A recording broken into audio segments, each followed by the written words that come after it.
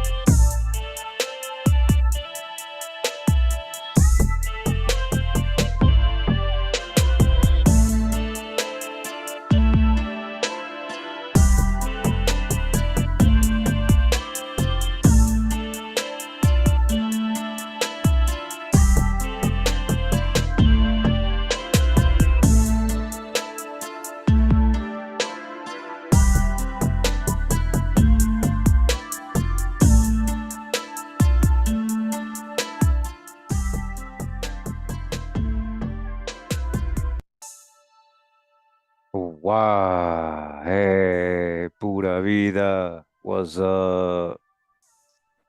Hey, thanks for tuning in once again. Appreciate you guys taking the time to do that. All right. On your Tuesday, Roman week name, Tuesday. Yeah. Martes in Spanish, so that's Mars. Hey, what's up, guys? Yeah, we're gonna basically be talking about a history, a story specifically about a specific people that were sent. We're talking about Apache Indians in a specific time period, and was sent specifically to Cuba. And this is their, I guess, story. You know, we're gonna always be ready to dodge the hijack. You know, it's a pretty more modern book we're reading, so you know, be ready. They're gonna throw in the African stuff, you know. So we already know how to dodge the hijack on that. Whoever feels uncomfortable with that, or what I'm saying is, we already exposed the false West African slaves narratives. All right, disclaimer. We already debunked all that. No primary sources really, and we have seen the primary sources. If you go check out my series, The Real Slaves Trade, I have a playlist called The Real Slave Trade. Go check that out. And you see where the ships are coming from or where they're going from. All right. And so that's why we're very confident that we're confident in the research that we have done. We're confident in what we're seeing and reading in these primary sources. We're confident in our own oral traditions and genealogy, you know. So you got to just catch up if you're new. But either way, talking about this specific story, we're gonna get back into this book that we actually read before.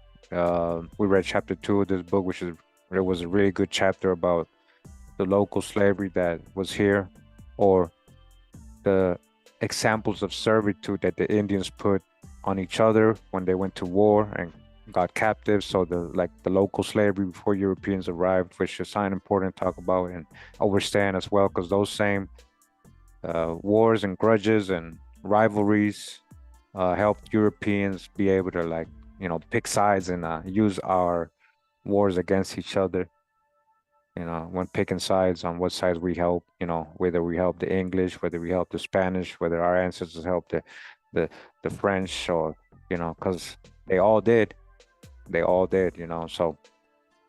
But in general, what we're talking about today is this specific people's story, that these captives that were taken into specifically to Cuba in the Caribbean, and most likely in history, these people became known as so-called Negroes, possibly Africans, erase the history, who they are.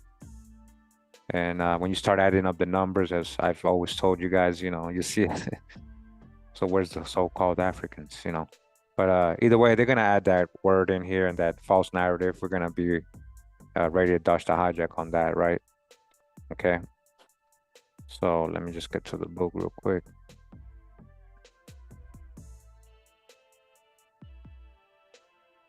Just 1 second. Just want to say hi. Pura vida. Pura vida, mi gente. Yeah, don't mind me. Jaguar Warrior, don't mind me. Yeah. Oh, wow. Oh, wow. Thanks for tuning in. Appreciate everybody in the live chat. We are live. So appreciate everybody in the live chat. Thanks for coming through. I see everybody, all the family. Appreciate you guys. Wow, wow, wow. Oh, wow. Let me just get this ready real quick. Yeah. Pura vida, mi gente. Pura vida. All right. Wow. Thanks for tuning in. Much love, much love. Hold on. Let's get this going. Yeah. Oh, wow. Wow. Gonna get into this book again. It's called Linking the Histories of Slavery, North America, and its Borderlands. So it's a School for Advanced Research, Advanced Seminar Series, Advanced. You gotta be advanced to read this, This is only for the advanced, no sir. But there's a lot of hijacks, so either way, we're not trying to get people upset. We're trying to also promote it if you like to get it, if you like what is written here. Chapter 2 was really good. We're gonna read chapter 3. For commentary, fair use. This is for discussion, education. Critique. Only to, like they say, advance ourselves, so we can become advanced. Advance in the research, right? You got to get past the hijacks in order to advance the research. You know what I mean? Appreciate you guys coming through. Wow, yeah. We're just talking about that water. Shout out to Drop Nation as well. Shout out to everybody all over the world. Shout out to my people in the UK. Yeah. Matt Preacher. Yeah. Hey, everybody from the Patreon as well. And all my channel members. Thank you. Appreciate you guys.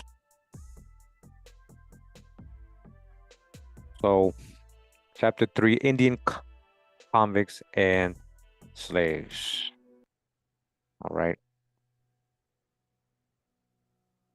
And Apache diaspora to Cuba. All right. At the start of the 19th century.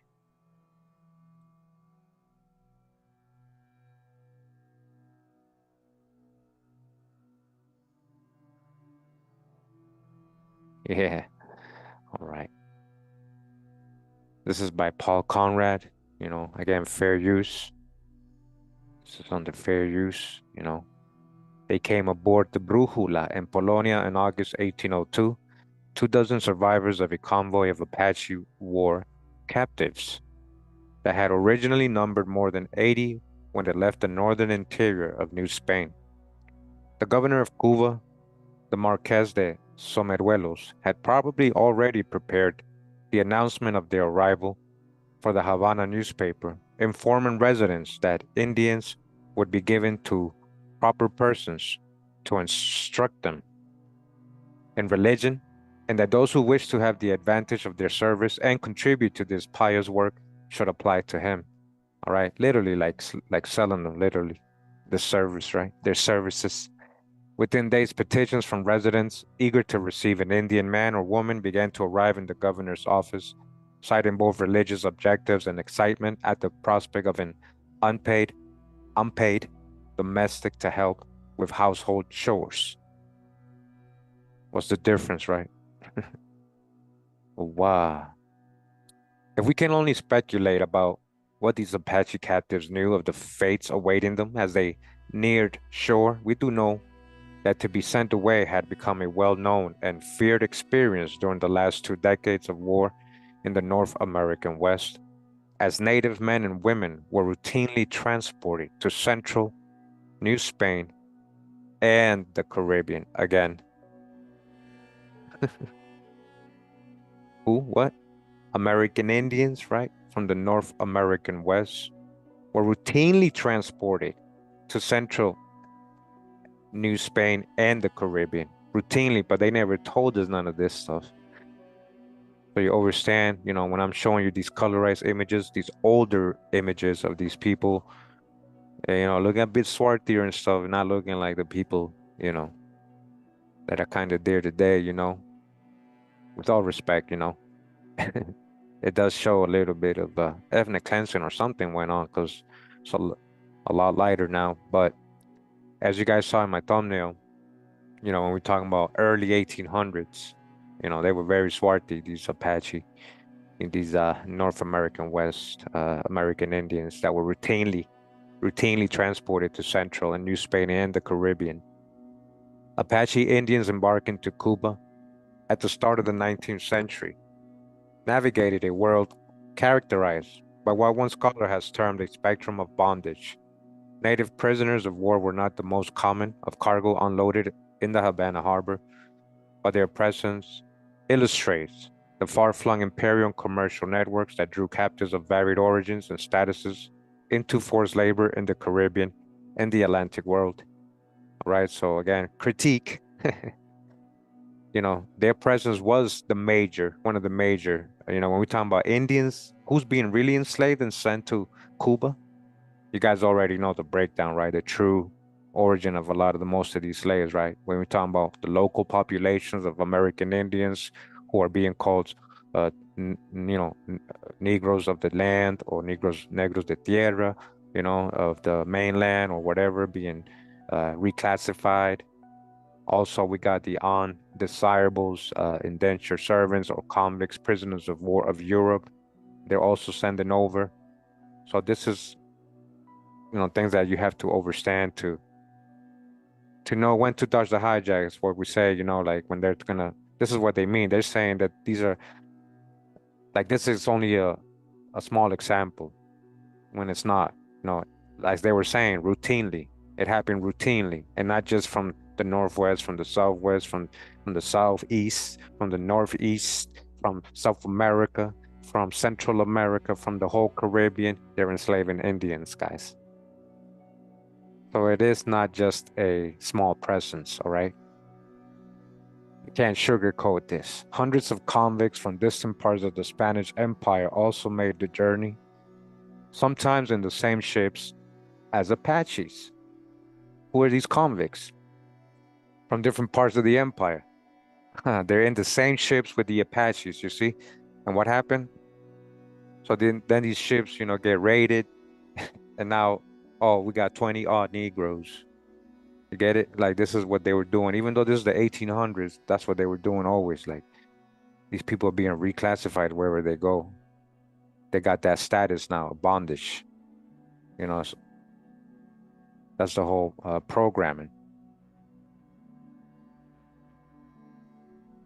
So hundreds of convicts with the Apaches and the ships as courts in Spain, Spanish America, and the Philippines sentenced individuals convicted of serious crimes to servitude in overseas military forts and public works projects. Okay, all right. And you saw it. It said from where? Spanish America, right? And the Philippines. Oh, they added the Philippines. They didn't say Africa. And we know, again, you see my part 3 of Real Slave Trade series, where we're talking about the so-called Chinos to Indios, right? And the Asian slave trade down Southeast Asians and what they, and the older pictures look like as well, so this helps understand. Thousands more enslaved men. Hold on, let me see, make sure I didn't skip anything.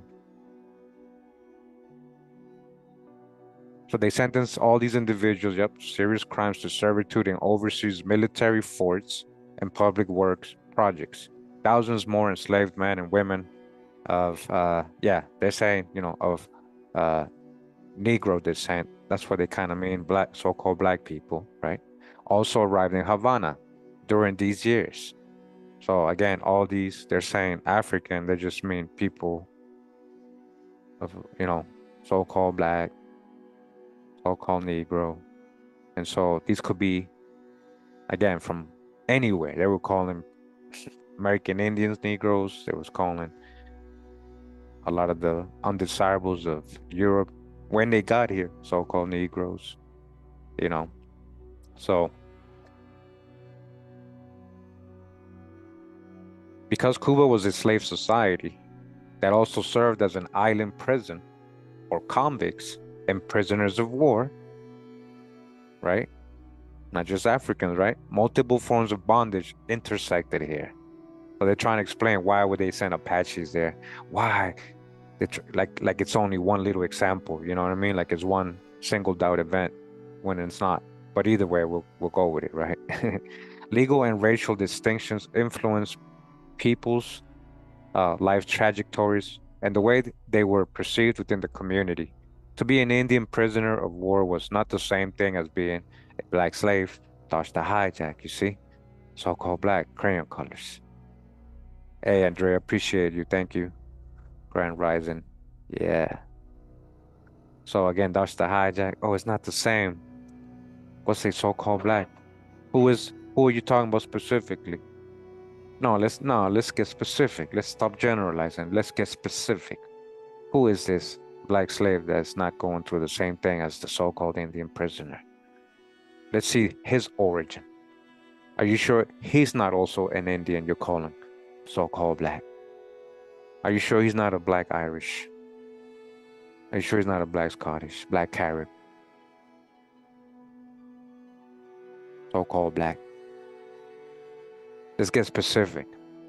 Some Apaches, for example, came to understand and exploit Spanish interests in promoting their instruction in region and religion, and in distinguishing between their status and that of an enslaved Africans, distinguishing between the bondage, the Negroes, right, the enslaved Negroes. At first, however, the best of Spanish intentions likely presented little solace to men and women who had endured an arduous journey into forced labor and circumstances not of their choosing. This journey and its meaning for understanding of slavery in North America and its borderlands is the subject of this chapter. Okay.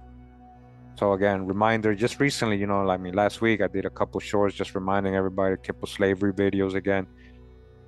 Reminding everybody How many just on the Orinoco Basin, this small region of the Amazon River or the Rio Negro, they're enslaving 3 million Indians. What did Portuguese calling Indians? What did the Portuguese call Indians in Brazil and Orinoco and all these areas? Negroes of the land. So when you're saying these so-called black slaves, let's start getting specific. All right. As we're reading this chapter, you guys gotta, apply that. And we gotta know when to dodge the hijack. Don't take these words, you know. So how you say absolute, you know. So in tracing the lives of the men and women aboard the Brújula. So specifically regarding the Brújula and the Polonia, these ships, right, on this subject, from the roots of their captivity through their arrival in Cuba in 1802, I pursued two primary aims. First, a micro-historical approach to the life trajectories of these Apache captives and their captors in 1802 lends a human face to a history usually addressed in broader or more speculative terms. The fact that Indian slavery was often illegal within colonial societies has served to limit or obscure its documentation in Euro-American archives, okay? It doesn't mean it didn't happen, literally. Obscure its documentation. And another way to obscure its documentation is by doing paper genocide, reclassifying the people. What Indians? Those are so-called blacks. What are you talking about, Kurimeo? Oh, you're obscuring the documentation again. There you go. You're still doing it. Yeah. So when you ask these professors, these experts in the slavery, right? These historians, you ask them start asking them for specifics. Like I'm saying, who exactly are you talking about? Oh, this guy. All right. All right. Now show me how he came from Africa. You see, they don't got no primary sources. You're gonna find out what I'm talking about.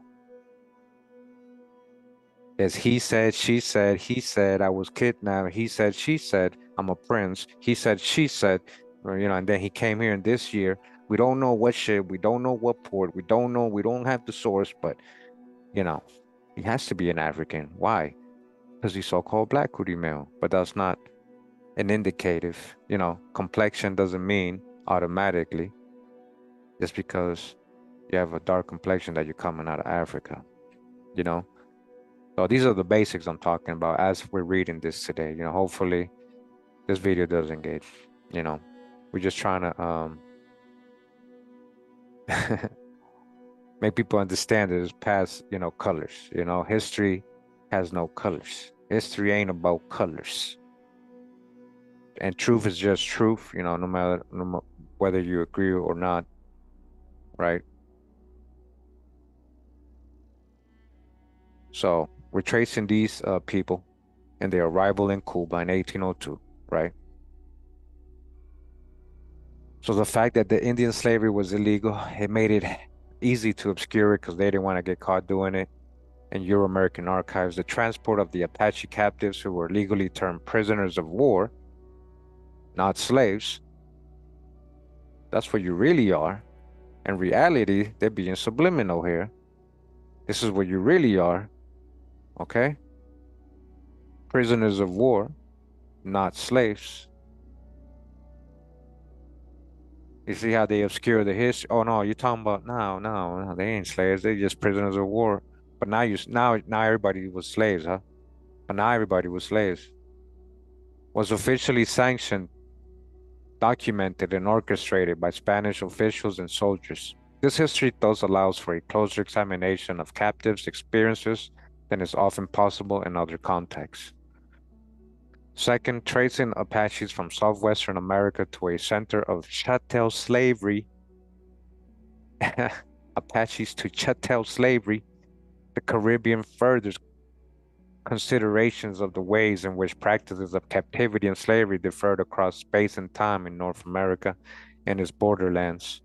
This Apache diaspora illustrates, for example, how correlations that European and Euro-American regimes drew between categories like Indian and prisoner, or black and slave, did not necessarily correspond to the understandings of ordinary people on the ground, including captives themselves. All right, I'm gonna do a pull-up on that again. So these Euro-American regimes, these European and Euro-American regimes, they knew how to draw. Uh, they drew between categories like Indian prince or black and slave, did not necessarily correspond. Listen, man, they're letting you know right here. That's all hijacks, man. All these tags. These are who's who. Now he's the Indian, then he became the black. Well, then now he's the prisoner. Now he's just a slave. But now then he's an Indian again. But now he's black. Get it? Such categories and associations prove unstable as Apaches journeyed south from the present-day U.S.-Mexico border region to the Caribbean basin. Native captives from the same family might be labeled as orphans, to be purchased for the price of a horse in Chihuahua. Man, that's dirty. You're getting sold. You're getting sold for a horse. Wow. Then you get prisoners, right? In parentheses, to be housed in the royal jail in Mexico City, or slaves, in parentheses, to be eagerly adopted into households in Cuba because blacks were too expensive, so-called blacks. What blacks? That's a crayon color. What are you talking about exactly, man? Let's get specific. Apaches were not simply passive vessels for such imaginings, deemed uncontrollable on New Spain's frontiers. They proved beyond the control of Spanish imperial schemes in the Caribbean as well, even as some residents of Cuba continued to request Apaches for their homes. Hey, we need more of those Apache slaves. Come on. Yeah. The escape of native captives and their collaboration with runaway slaves, so-called blacks, descent eventually led local magistrates and the governor in Havana to demand that no more Apaches be sent to the island. The Apaches weren't, they were like, no, they were wild. They were like, nope. They kept running away with the other slaves, right? That was the hijack with their false narratives. In some, like captives and slaves throughout North America and its borderlands, Apaches navigated harsh circumstances creatively through adaptation, resistance, and violence. This story thus illuminates both the overlapping histories of bondage that characterized North America and the Caribbean at the turn of the 19th century and the diverse strategies that captives and slaves employed to make the best of their lives wherever they found themselves, right? And it says roots of captivity and the experience of forced migration. The fate of Apaches uprooted from king and homeland at the turn of the 19th century was not unique. It wasn't unique, very common. Indians were enslaved, it was very common.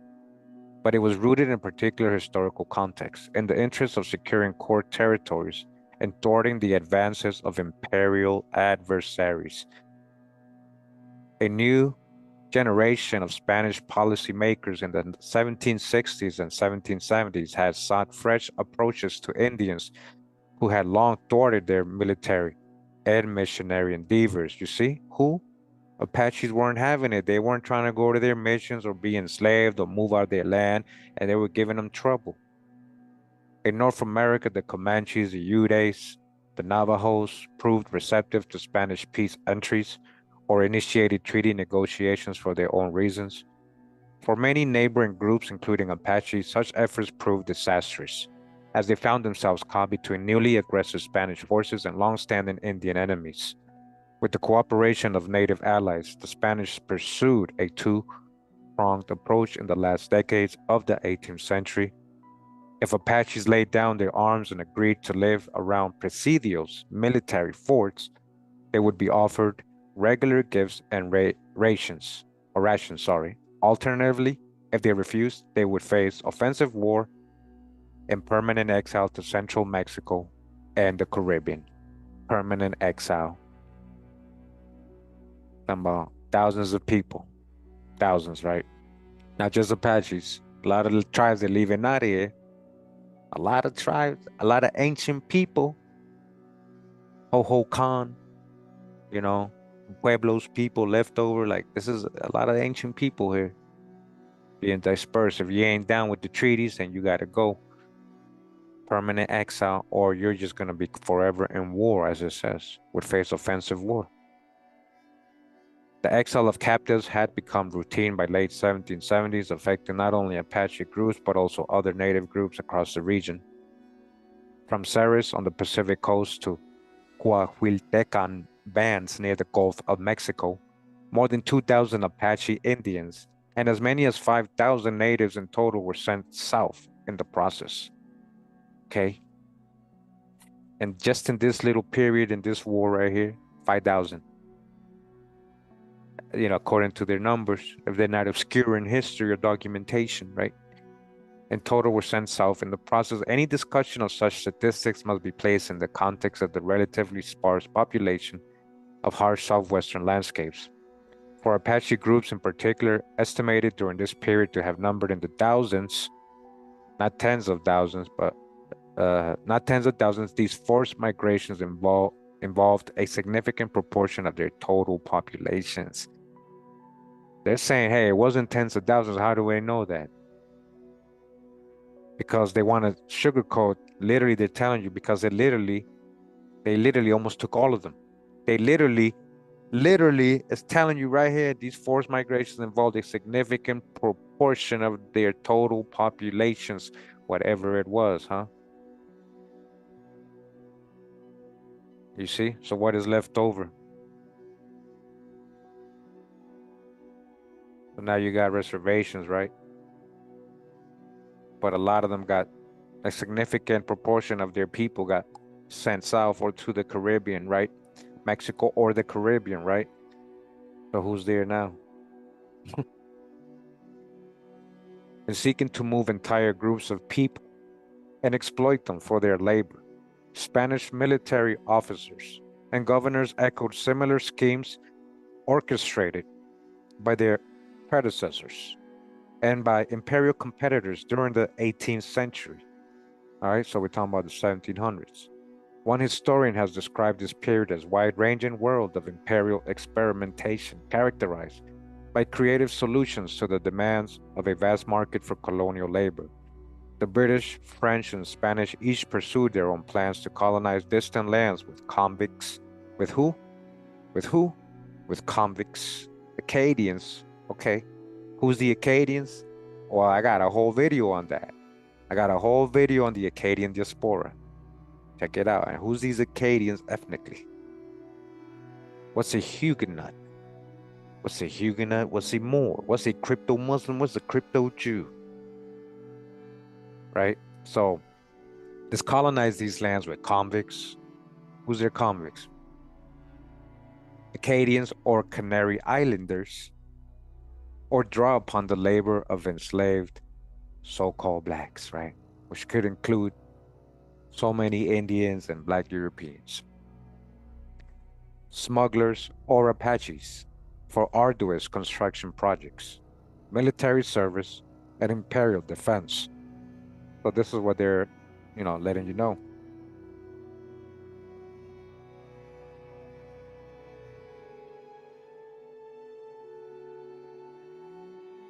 Sometimes such plans were successful in the sense that imperial dreams translated fairly well into colonial realities.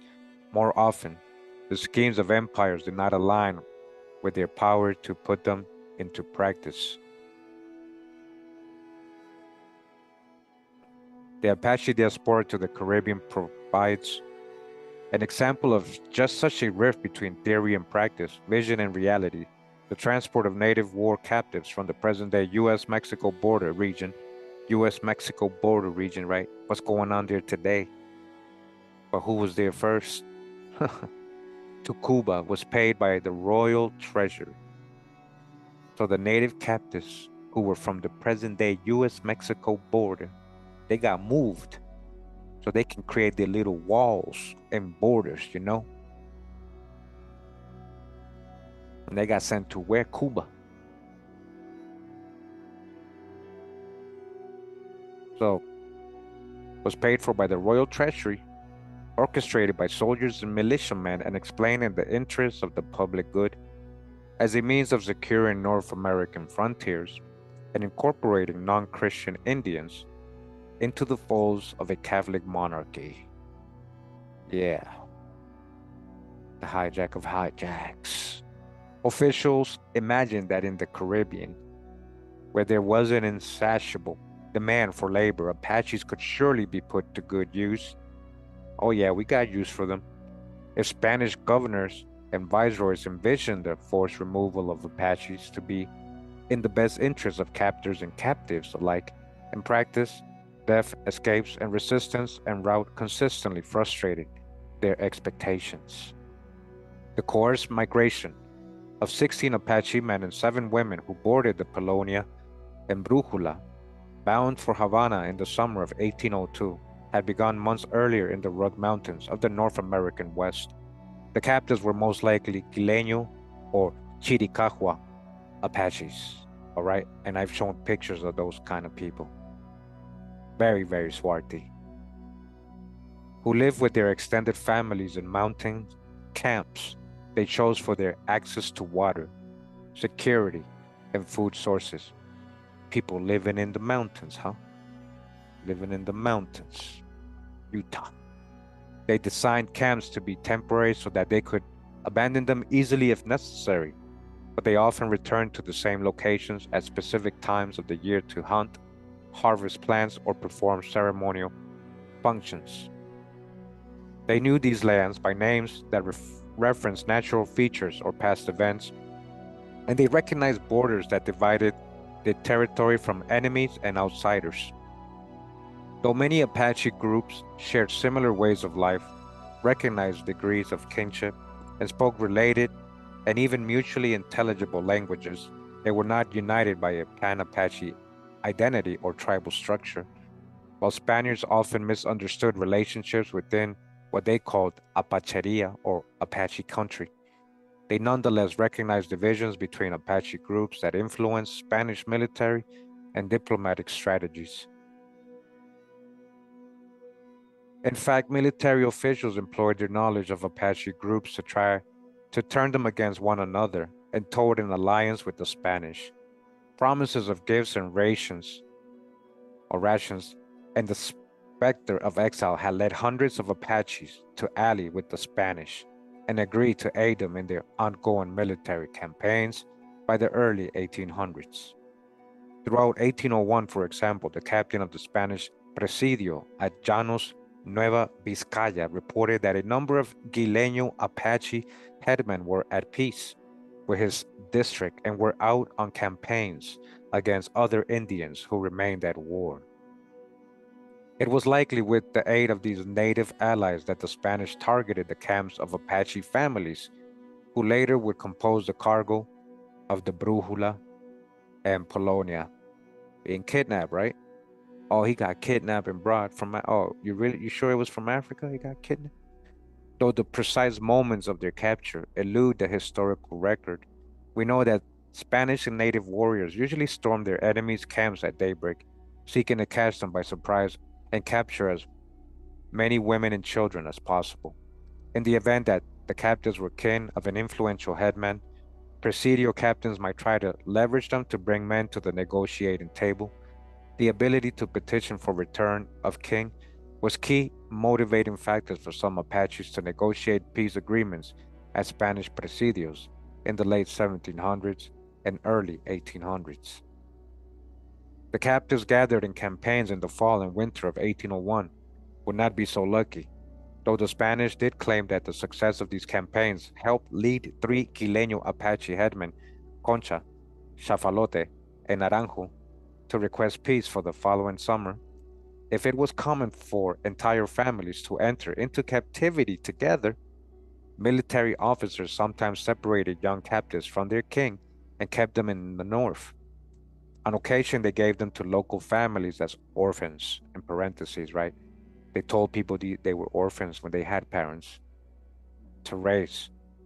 Other times, it was the very Spanish and native warriors who had captured them who also petitioned to receive them, as when the commandment Commandant, sorry, General in Chihuahua City, Pedro de Nava, explained that the little Apache girls that Sergeant Nicolas Madrid and Mariano Varela had chosen could be left to them, and that other soldiers should be given the same opportunity to select a little Indian girl to their satisfaction.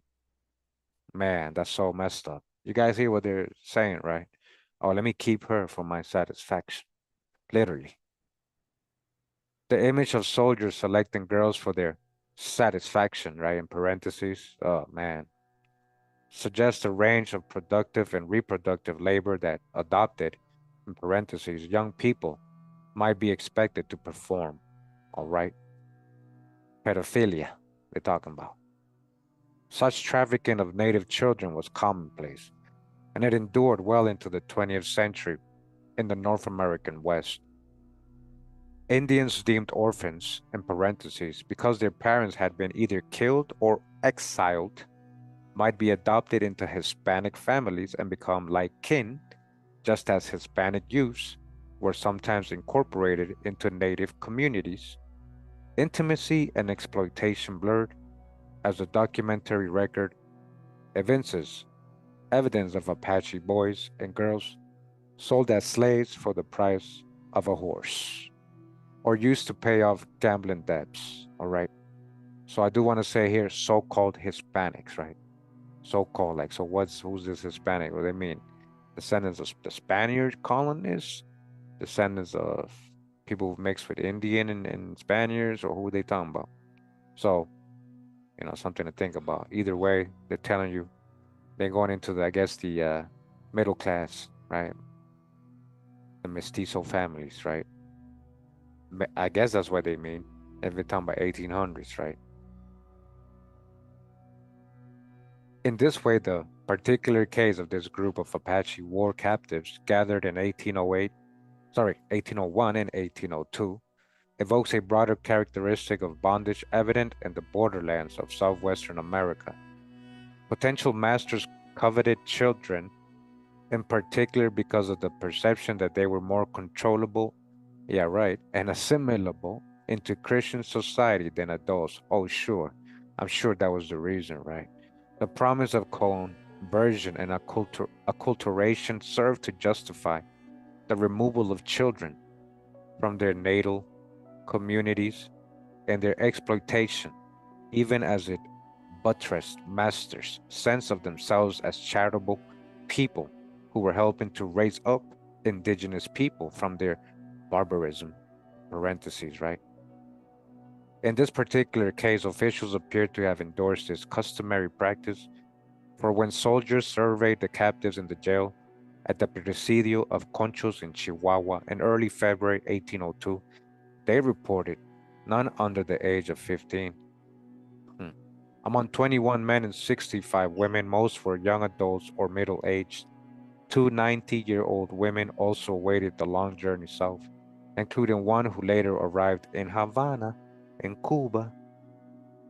In fact, the presence of elderly captives in convoys was not uncommon, indicating how the instilling of fear as much as concern for frontier security or demand for labor influenced the forced migration campaigns of this era.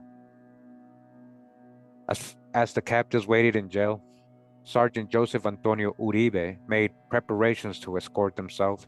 He was a veteran convoy conductor, and his experience and reputation for maintaining good security may help explain why all but three of the Apache captives who departed Chihuahua arrived in Mexico City at the end of March 1802.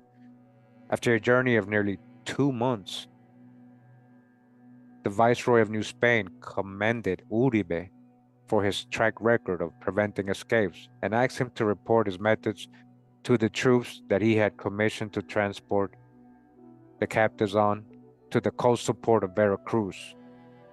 Uribe explained that he shackled men 2 by 2 on muleback and encircled the convoy with soldiers whenever they came to a stop.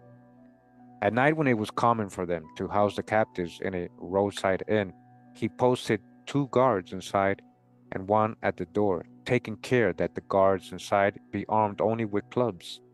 If guards inside carried guns, Uribe explained Indians might be able to use them to their advantage in an escape attempt.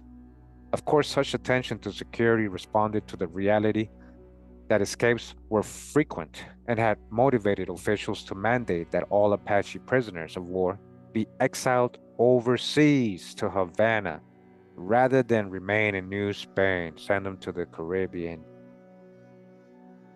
Uribe's emphasis on shackling men, but not women, suggests that not only age but also gender shaped captives' fates. In the 1770s and 1780s, convoys had sometimes left Indian women behind in households in Mexico City as criadas. The term literally means one who is raised up, suggesting the understanding that by Christianizing these captives, masters would save their souls and make them useful to themselves and society as laboring subjects of the king. That's what they did to most American Indians. Many criadas had little interest in either the salvation or servitude their masters offered, however. When native women like their male counterparts proved adept at escaping and making the long journey home, they too were more commonly sent onto the Gulf Coast and the Caribbean. Apache captives in 1802, like others before them, spent several months in confinement in Mexico City before continuing on to the coast, which helps explain why many of them did not make it all the way to Havana. In fact, for a variety of reasons, illness, age, perceived behavior, escape, many Indians never arrived in the Caribbean, but instead remained in jails, poorhouses, or Catholic parishes, right? Or missions, right? Juneteenth, huh? Juneteenth, or returned to their homelands. In the spring of 1802, Uribe and his men transported male captives to the royal jail, as was common. They left female captives at either the poorhouse or the collection house, an institution that focused especially on housing and reforming prostitutes, reforming in parentheses, right? Wherever captives were housed, space was at a premium. In places like the collection house, for example, Apache women were usually confined alongside 30 or 40 prostitutes. You guys hear that? Hmm. Given that they were cramped in close quarters with strangers, it is unsurprising. The house directors complained that native women not only picked fights with the prostitutes, but also quarreled among one another. This is pretty crazy stories right here, right? So who's these so-called prostitutes, huh? If Apache men and women may have felt some physical relief in the temporary end to their march in Mexico City, they faced new psychological challenges in these prisons and poorhouses. After years of diaspora, the return of escapees north had likely given Apaches some sense of what it meant to be sent away. Perhaps they even knew from the stories of runaways that their march would continue to the sea and that they might be embarked on boats leading onward to some unknown destination. If these and other possibilities occupied their thoughts, as the days and weeks passed in confinement in Mexico City, they may have found some comfort in their king, because the Spanish targeted extended family camps in their military campaigns. It was common for groups of captives, all right, talking about hundreds and thousands of people, thousands, hundreds of people, like you guys see, I know they're trying to talk about one specific group, but they're letting you know the whole drop here. So because the Spanish targeted extended family camps in their military campaigns, it was common for groups of captives to include mothers and daughters, sisters and brothers. But the presence of family brought new torments when sickness spread through these jails, as it did in the spring of 1802 and other occasions.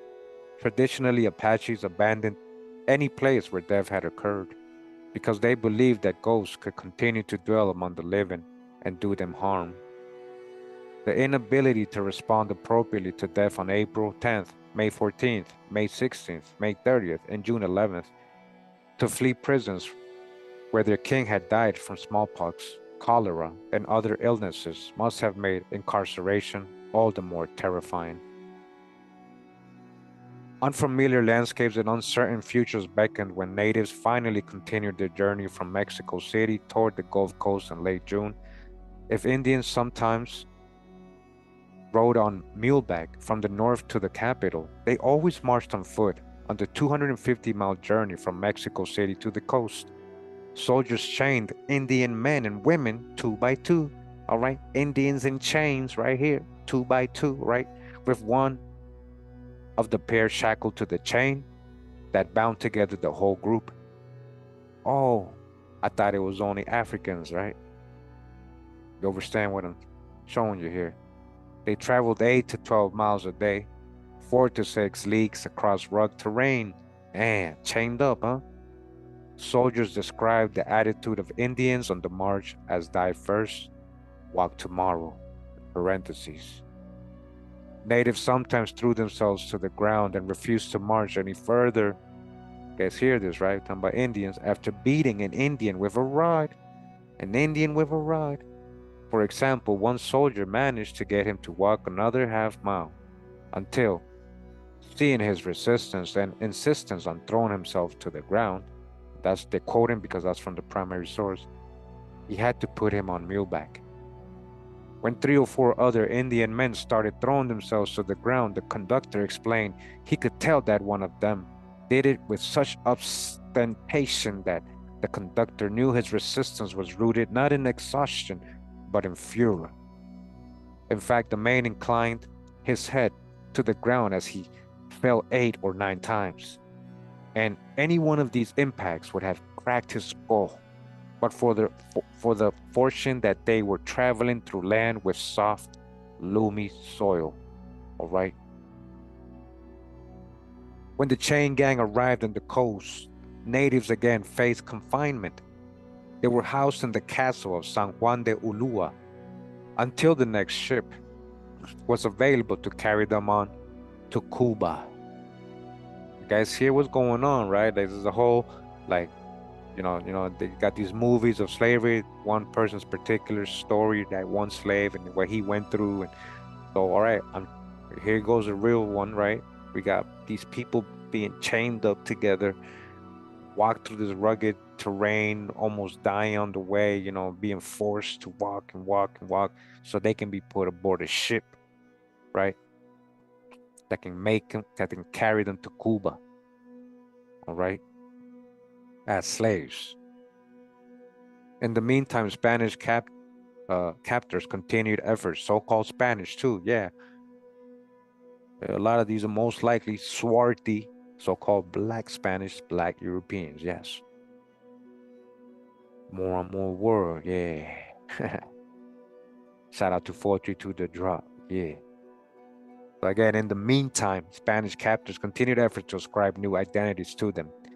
Oh, so after they were sent to Cuba, listen, these Spanish captors made sure to ascribe new identities to them, even if they could not forcibly alter their captive self-understandings, because soldiers complained that native names were virtually impossible to determine.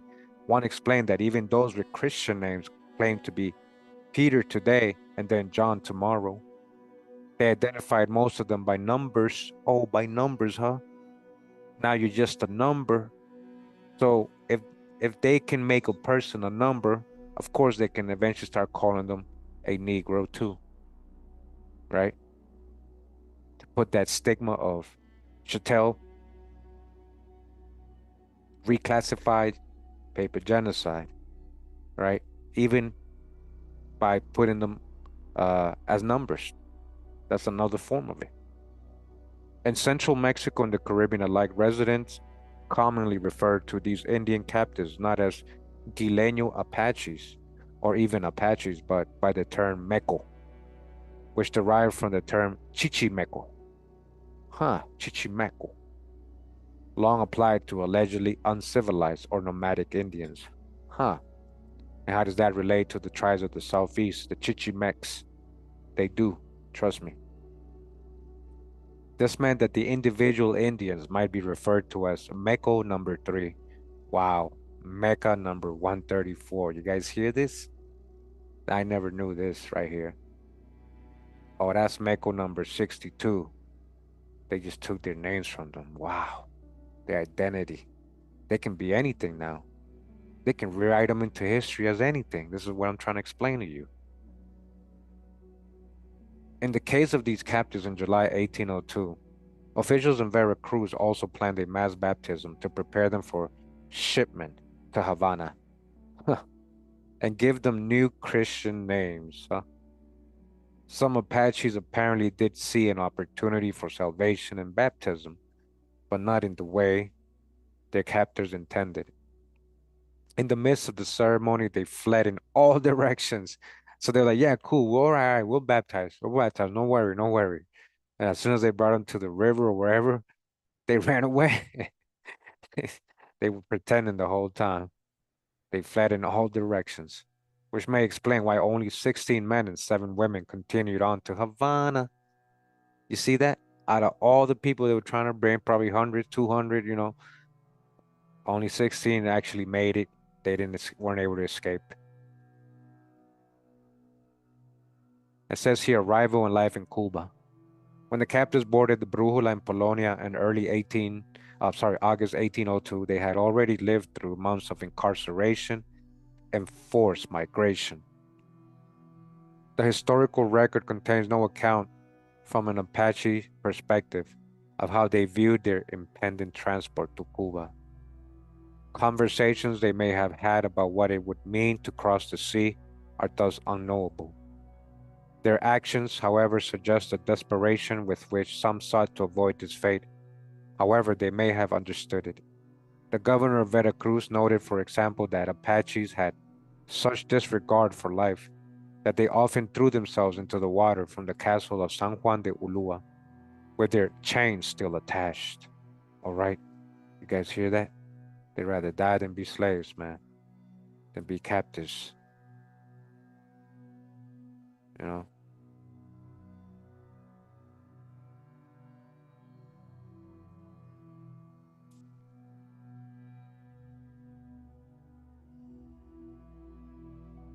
He described how their bodies sometimes washed up on the shore, even as other times they succeeded in escaping into the countryside.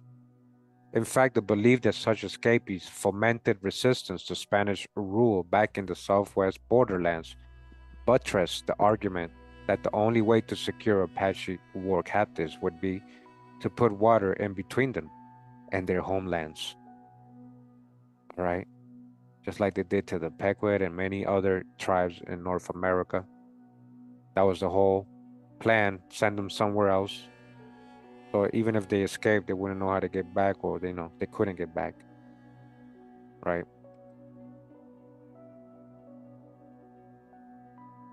The harrowing escapes Apache men and women carried out in order to return home after arriving on the coast suggest that it was not life they disregarded, but rather captivity and servitude. If some took advantage of opportunities to leap into the sea, others faced another forced passage, joining a motley cargo of native war captives and Hispanic convicts. Who are these Hispanic convicts, these black Latinos, huh? Bound for forced labor in the Caribbean, including murderers and thieves sentenced, sorry, by courts in Mexico City to terms of forced labor overseas, huh? How was these convicts? The ship captain carried the sentences of these convicts and information about their crimes to report to officials in Havana. For the Indians, he carried no such documentation. Right? No, don't document them. Only a count of the number of men and women on board. So you see, it's okay to document the European undesirable slaves that they're bringing over, but not the Indians. The fact that Havana residents had little specific knowledge of these captives' origins, the Havana people in Cuba didn't know where they came from, or identities, does not mean that they did not have preconceptions about Indians that influenced their reception of them. Years earlier, when the Viceroy of Mexico had first inquired about sending Apaches to Havana, the governor of Cuba had responded enthusiastically. Diego Jose Navarro imagined that after they baptized and catechized, or chized, catechized them, large numbers of Apaches might form a separate neighborhood in Havana. All right, a whole neighborhood in Havana, listen, of Apaches, man, from which they could provide labor useful to the king and their Spanish neighbors, huh? Navarro was not alone in believing that separation from home might help alter the Indians' character. One of his successors wrote that he knew about the perversity of these people in their own lands, but he did not believe them to be ferocious once taken away from home. He was convinced that Apaches in Cuba would not exercise their bloody passions. Huh. If some Spaniards believed that the process of forced migration itself could transform Apaches, others were more skeptical. When the brigantine General Galvez and the packet boat Oliva Blanca arrived in March 1784, all right, 1784, carrying 18 Indian women and 33 Indian men, we're not talking about Africans, okay? You guys got to start adding up the numbers. This is what I'm trying to tell you. Start seeing where these ships are really coming from. Start getting specific. When you start getting specific. So even though we're talking about this group in 1802, look, they just quoted another source, another ship carrying Indians, right? Navarro's successor, Governor Luis de Unzaga y Amezaga, sent a missive to his counterpart in Veracruz to explain that he had received no news about these Indians, where they had come from, or what he should do with them. You guys hear that? This is so secret that they were doing because it was illegal that they didn't document it. They just sent them over there without even informing the people that was going to receive them. Like, well, oh, where are these dudes coming from? Why they sent? Oh, what are we supposed to do with them? Moreover, he was deeply concerned about the presence of these unbelievers in his jurisdiction, given what he perceived to be their fierce and indomitable character. Unzaga y Amezaga contrasted his views with those of his predecessor. If Navarro had welcomed the transport of Indians to Cuba because he believed them to be less corrupt in their customs than convicts and more likely to work hard, Unzaga and Amezaga disagreed, explaining that far from hardworking, these Indians' character was savage. His colleague in Veracruz responded by noting that the viceroy had decided to send native war captives to Cuba to prevent their escape and return to their country by placing them in decent homes where they might be taken care of and educated. Like it or not, he noted, the governor would need to make the most of the situation.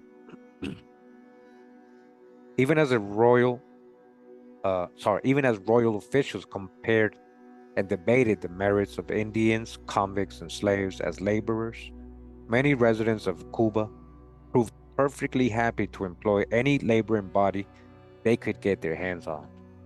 When the first shipments, again, not just one ship, when the first shipments, that's in plural, first shipments, when the first ships arrived of Apaches, right? Shipments full of Apaches arrived in Havana in March, May, and August 1784. So this before, way before 1802, they already had shipments coming in of Apaches. Listen, not one case, right? So this particular one, after shipments had arrived in Havana in March, May, and August of 1784, shipments of Apache slaves, right? Residents welcomed captives into their homes and workshops. The governor noted that local citizens requested them enthusiastically. Oh yeah, they loving them too. He distributed the captives within days to individuals asking for them. Subsequent shipments of Apache captives, more shipments right after that, in the 1780s and 1790s. How long has this been going on? Shipments, shipments, shipments of what? Just Apaches or people from the southwestern US? They're calling them Apaches too, probably. And not just Apaches, other Indian people from southeast, from the north east, from the eastern coast, woodland areas, all that, being sent over there to Cuba and Hispaniola. But you see, subsequent shipments of Apache captives all through the 1780s and 1790s made this process routine. It was routine. So what you talking about Africans? Why would they be insisting and replacing the Indians, they, as they told us, with so-called Africans when they got so many Indian shipments of just Apaches alone, just from the Apaches alone, shipments after shipments for talking about 30, 40 years, 30 years right here.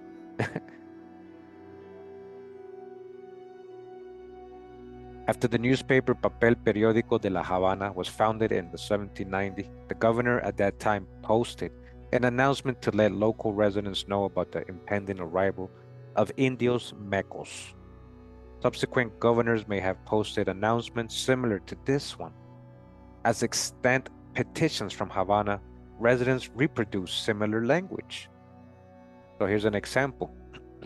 Meca girls will be placed under the care of persons of their sex who are proper persons to instruct them in religion, and said persons may have the advantage of their services. Those who wish to contribute to this pious work should apply to the governor and captain general, and they will receive the girls on the condition that they give a receipt for them and assume the obligation to report to the said superior authority in case the girls die or run away. All right, the girls. All right, girls. You guys hear girls? What was the men? Oh, so they're so excited about these girls, right? Slaves, right? So they can acquire their services. Of course, such official rhetoric in Havana residents' views of Apaches arriving in August 1802 did not always align. Extant petitions are often formulaic and usually adhere closely to the tropes of pious charity reflected in advertisements of the arrival of Indians. Others deviate enough to provide more of a sense of how different residents viewed Apaches they received and what they expected from them. In this regard, petitions illustrate that even if Spanish officials claimed that natives were not legally slaves, slavery shaped residents' understandings of them. So legally, they didn't want to call them slaves. Listen, they were literally slaves, guys. They were chattel. The local people that had them literally, their understanding of them was that that's our slaves. We treat them like our slaves. Since the late 1700s, slavery had been booming in Cuba as the island imported thousands of other enslaved people, right? Both to labor in urban centers like Havana and to work on the growing number of sugar plantations dotting the countryside. Oh, they got so many Indians for that. And undesirable Europeans, right? We read that these Europeans were being sent to the sugar plantations. We read that. We got the primary sources of the ships and everything. They came in. And the Indians, right? Sugar plantations, right? The presence of slaves, of all these descents, whatever descent, thus provided a point of comparison through which residents of Cuba sought to make sense of Indian captives, all right? So we dodging the hijack with the word African. If you have a real problem with that, it's because you're not understanding real history. We've already exposed the false West African slave trade to the Americas. Check out my real slave trade playlist series that I have, at least the first 3 or 4 videos, so you can understand what I'm talking about. When we're talking about real historical primary sources, real things you can really research, not just stories told to us that we don't ever verify growing up as kids. And we're not expected to as kids, but as adults, especially if you're interested in history, you should definitely verify what they told you. Because if anything, it's the same people that told you that you evolve, Darwinism from apes into men. It's the same people telling you that you're coming out of Africa, same people telling you that millions of people were brought from Africa as slaves. The same people that wrote with the Darwinism, it's the same people.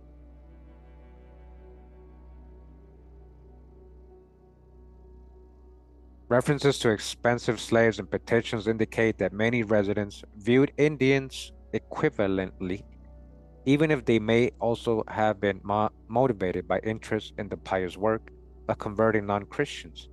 Ana Maria Gamonales, for example, a widow originally from Cadiz, Spain, All right. So when we talk about these Hispanic families, they were talking about a European. Okay.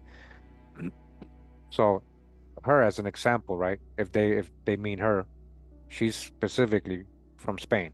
So Cadiz, you know, that Cadiz we already know that's very Moorish centered, Moorish Sephardic, but that's a whole other thing. Explained that she was supported by three sons who, as army officers, did not make enough for them to be able to purchase slaves to help maintain her household. She thus asked for one of the Indian women who had just arrived, promising to treat her like a daughter, and noting that the addition of this girl to their home would be a great relief. In parentheses, what's she talking about, man? You want grandkids? Is that what you're talking about? Lorenzo de Avila, a sergeant in the infantry regiment, echoed Gamonales' argument in explaining that his wife was ill and because she was unable to attend to the home, they were in need of the help of a slave. They could afford neither to buy nor to rent one, and he thus asked for an Indian woman to assist his wife and care for his three children. Enslaved people were expensive. So the ones with that status, official, the ones who were legally uh, being called slaves, were expensive. So the possibility of receiving an unpaid domestic must have tantalized a widow or young military officer. In fact, Havana residents had greeted prior shipments, again, prior shipments.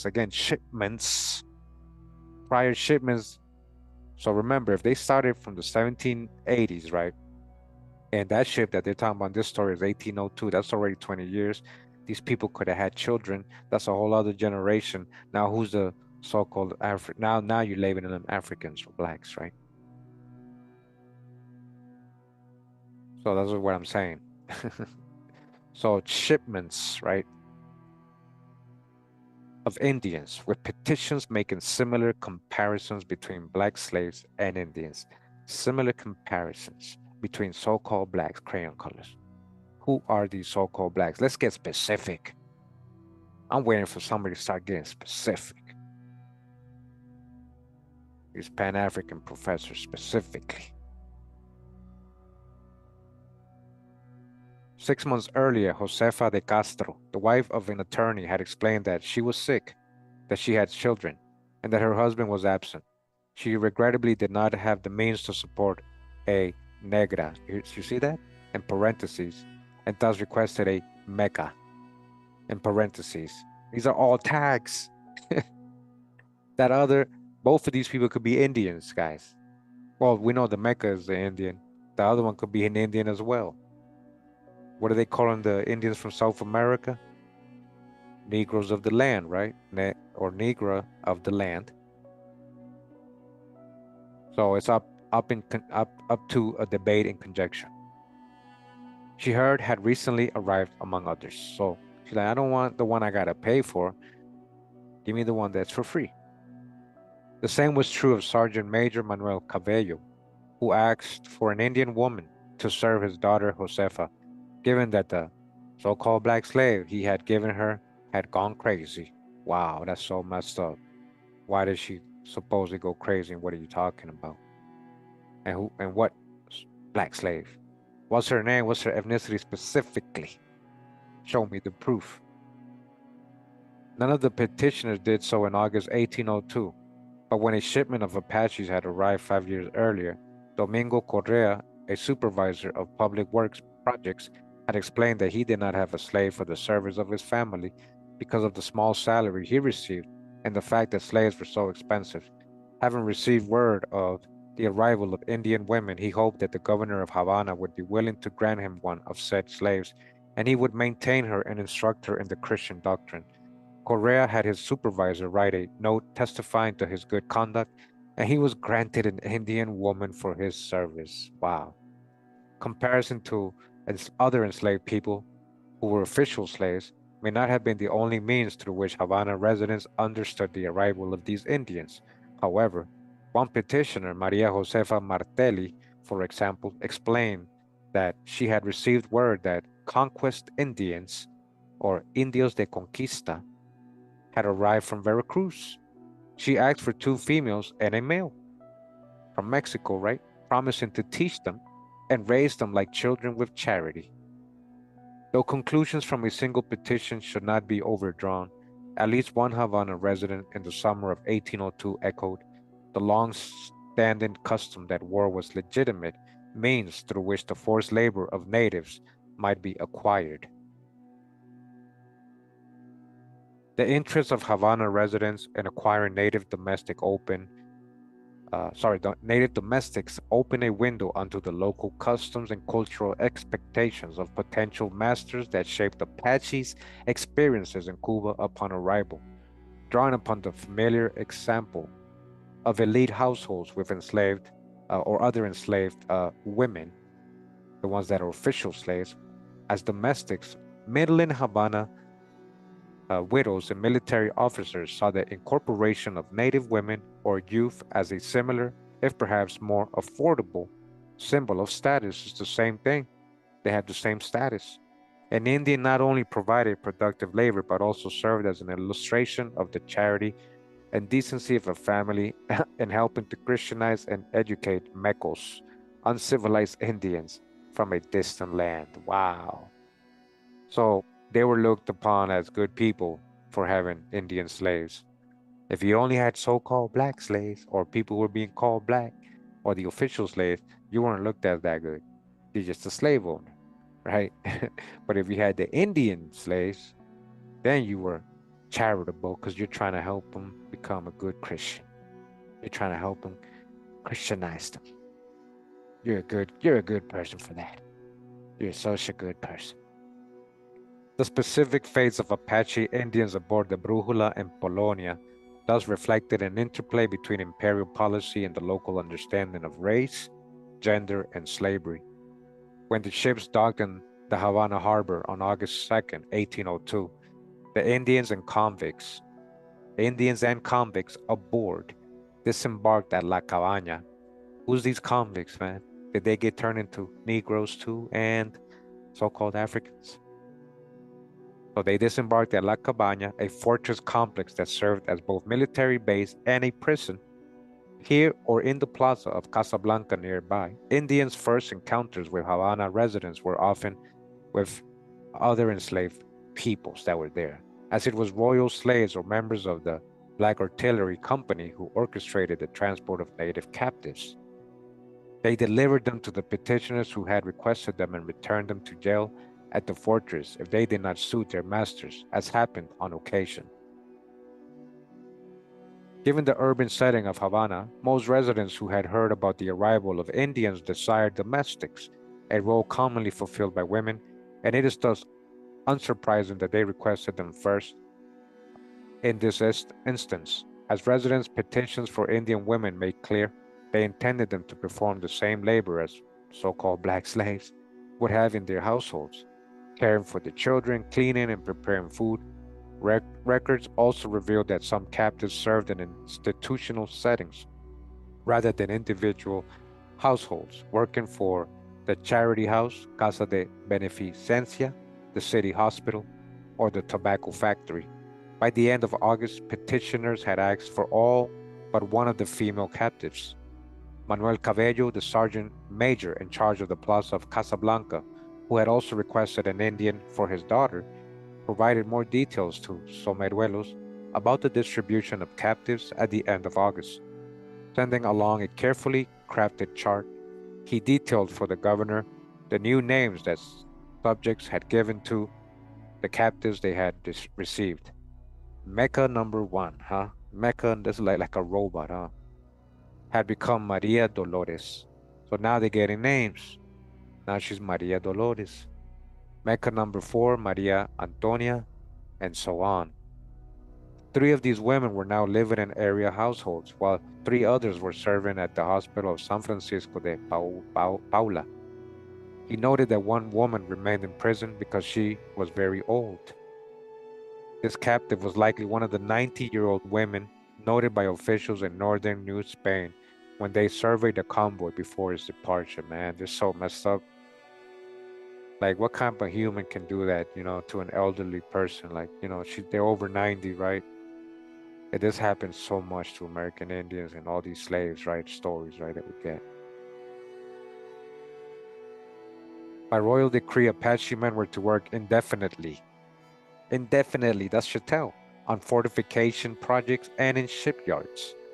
When the English had captured Havana during the Seven-Year War in 1762, the stunning loss of the city had illustrated that it was not adequately defended and had helped spark the construction of new fortresses at key Spanish coastal cities throughout the Caribbean basin. Reflecting broader imperial practices of the era, the Spanish made use of convict labor, rented slaves, and prisoners of war to maintain and expand such sites. In this way, it is striking that they exploited the labor of the same Apache men, deemed too dangerous to be allowed to remain in the southwest borderlands to help maintain and expand imperial defenses in another region of the empire. Such men would have helped with any number of tasks requiring manual labor at the fortress complex. They might have cut and transported lumber needed for the shipyard, formed work gangs for construction projects, and run the port, or manned crews for the pontoons and barges that dredged the harbor. Criminals convicted of the most serious crimes were designated specifically for the arduous task of moving the chain pumps that kept the dry docks from flooding, though it is unclear if any native captives were ever employed in this function. Across the Caribbean and Veracruz, native men who had avoided shipment to Cuba performed similar labor, working at lime kilns and in shipyards. In practice, Apache men were sometimes also given to local residents. In this particular case, in August 1802, for example, the ship's surgeon aboard the Brújula submitted a petition to receive both a man and a woman after the ship docked in the harbor. Don Jose Munoz asked for special consideration because he had assisted them in their journey. Perhaps because the governor had already received a number of petitions, he granted Munoz only one captive, Beko number 3, whom Munoz renamed Jose Maria. That was her new name. In the case of this shipment, then, the governor appears to have given residents the opportunity to receive both men and women, though it is striking that by the end of August, Manuel Cabello reported to him that a number of Indian men remained in the plaza of Casablanca because of their physique or age. This was not the first time that captives' age, gender, bodily appearance, or perceived behavior led Havana residents to pass on the opportunity to incorporate them into their households. Though it is unclear precisely what officials did with the remaining men in this instance, they likely transported them to La Cabaña to work alongside convict laborers maintaining this fortress as they had in the past, all right? They made them go work with the crazy criminals they were saying, right? All right, and they probably eventually became reclassified as Negroes or so-called blacks themselves. Chattel. And some Apache men and women did not form a separate neighborhood, as one governor had once envisioned, but rather dispersed into different parts of Havana and beyond. All right, the Apaches what dispersed all over Havana and beyond. A lot of people in Cuba got Apache blood; they don't even know it. The tendency to divide captives along gendered lines shaped distinct life trajectories for women and men. Women placement in individual households scattered across the city would have made it difficult. For example, for them to reunite with friends or relatives. Women isolation may have lessened the appeal of setting off into an unknown urban landscape in search of some alternative to a life of servitude. For women more than for men, familiarity with forms of bondage practiced in the southwest borderlands, native servitude. In the New Mexican households, for example, may have played a role in their ability to adapt to their circumstances and the labor their masters expected of them. If Apache women's status may not have been entirely foreign to them, this does not mean that it was desirable. Like enslaved, like other enslaved people, or the ones officially called slaves, right? In domestic settings, they were uniquely vulnerable to the whims and moods of their masters. As was true in the southwest borderlands, intimacy and exploitation could go hand in hand. One man, Juan Manuel del Pilar, wrote his affection about his Indian servant, Maria Vicenta, lamenting in a note to the governor that she had experienced a violent convulsion of blood, and that he had brought in 3 doctors and an apothecary to care for her, sparing no cost to contribute to her cure. In the end, she had died, and he had buried her outside the Havana cathedral, submitting similar notes blending affection for native servants with attention to suffering and death. Masters also noted how their parish priests recorded the death of Indians in the same ledgers with those of mulatto and black slaves. Listen, I told you. So they recorded their deaths along the same ledgers with those of mulatto and black slaves, right? So who's the black, who's the Indian, who's the mulatto, who's the black, and then he's the black, and then he's the mulatto again. Now he's the Indian, then he's the black again. Yeah. As with the enslaved to whom people in Cuba compared them, some Apaches likely experienced a range of treatment characterized as often by abuse as by warmth or attachment. The fact that captives' life events were recorded in the same ledgers with those of mulattoes and so-called blacks also helps to explain the difficulty of tracking Apaches' experiences in Cuba through time. And that's how you do paper genocide. Literally what they tell you. It makes it hard for you to be able to track this history. Now they're just slaves, and now they're just grouped as Africans. Like other enslaved people, right? They may have born the children of their masters, incorporated Catholicism into their worldviews and spiritual practices, or even married and started families. Children likely had the greatest ability to forge new lives as part of Hispanic society in the Caribbean. In April 1799, a Havana resident forwarded to Governor Somruelos a letter he had received from his brother that hints at just such a possibility. Jacinto de Porras explained that a group of bandits had recently killed a young Indian boy, un indiecito meco, in his neighborhood. He noted that the boy had learned shoemaking, played the violin, and had lived honorably. Man, that's messed up. Some Apaches learned to draw upon Spanish religious sentiment or legal distinctions between their status and that of other enslaved people to try to exit captivity and a life of forced labor. In March 1805, for example, 2 Meco Indians petitioned the Viceroy of New Spain for their freedom. With the aid of Spanish notary Carlos and Manuel, explained that they had worked in the ports of Veracruz and Havana for 22 years alongside convict laborers and other official slaves.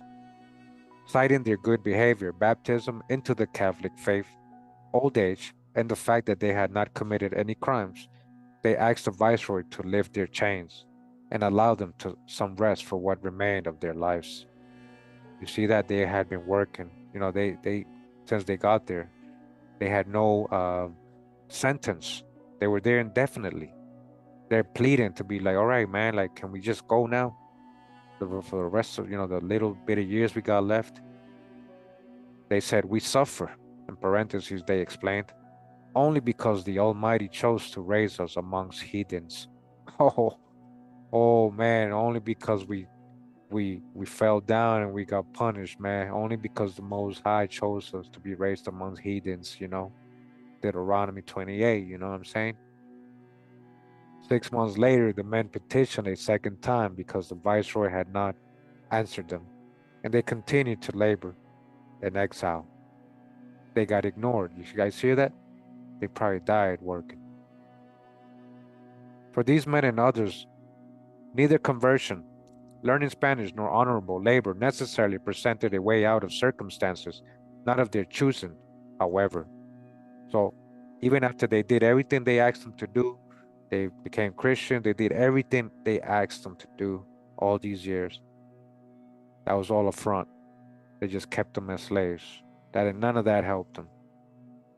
In this sense, it is unsurprising that some Apaches, including some of the men who arrived in the summer of 1802, defied Spanish hopes that putting the sea between them and their home would end their resistance to Spanish imperial aims.